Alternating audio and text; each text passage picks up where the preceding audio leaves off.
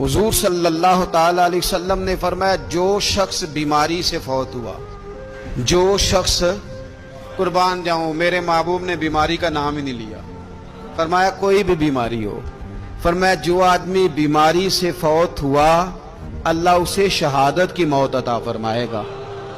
اور وہ عذاب قبر سے اور قبر کے امتحان سے بھی محفوظ رہے گا، اور حضور فرماتے ہیں اس کو صبح اور شام جنت کے باغوں میں سے رزق دیا جائے گا۔ جو کسی بھی بیماری سے مرا، یہ لوگ بیماری سے مر رہے ہیں تو لوگوں نے اچھوت سمجھ رہے ہیں، اچھوت، یہ اچھوت نہیں ہے، اس لیے کہ لوارث نہیں، یہ خدا رسول کے ماننے والے ہیں،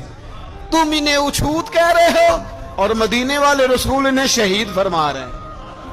حضور نے فرمایا جو بیماری سے مرے شہید ہے، وہ قبر کے عذاب سے محفوظ رہے گا اور جنت کے باغوں میں سے اللہ